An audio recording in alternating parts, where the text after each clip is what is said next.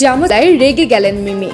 Tollywood অভিনেত্রী মিমি চক্রবর্তী শাকিব খানের সঙ্গে তুফান ছবিতে কাজ করে এখন দুষ্টু কোকিল নামেই পরিচিতি তার। এই মুহূর্তে কাজ নিয়ে তেমন কোনো ব্যস্ততা নেই মিমির। বর্তমানে নিজ শহরে নিজেকে নিয়ে ব্যস্ত এই নায়িকা। ব্যক্তিগত জীবনে মা বাবা ও 3 পোষ্যকে নিয়েই অভিনেত্রীর জগৎ। মাঝে মাঝেই পরিবারকে সঙ্গে নিয়ে ঘুরতে বেরিয়ে পড়েন মিমি, যা স্পষ্ট হয় সামাজিক মাধ্যমে।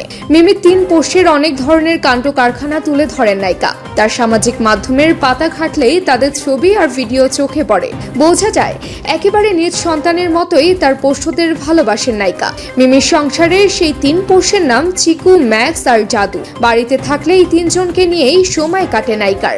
মিমি তার চিকু, ম্যাক্স আর জাদুর কীর্তিকলাপ মাঝে মাঝেই পোস্ট করে থাকেন। তাদের উপর যেমন অতিষ্ঠ নায়িকা, তেমনি আবার তাদেরকে ছাড়া এক মুহূর্ত কাটাতে পারেন না। বেশ কিছুদিন আগে একটি ভিডিও পোস্ট করেছিলেন নায়িকা, যেখানে দেখা যায় ক্ষত বিক্ষত তার হাত, জাদুর নখের আঁচড় লেগেছিল।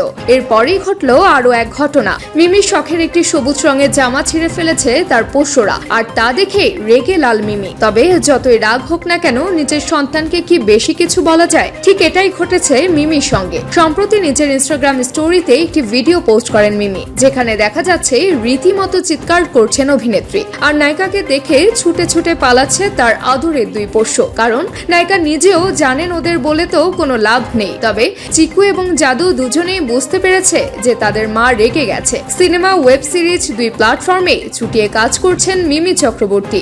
একের পর এক ভালো কাজ যিনি দর্শকদের উপহার দিয়েছেন। একটা সময় রাজনীতির ময়দানে পা রাখলেও বর্তমানে সেখান থেকে সরে তিনি শুধু অভিনয়েই মন দিয়েছেন।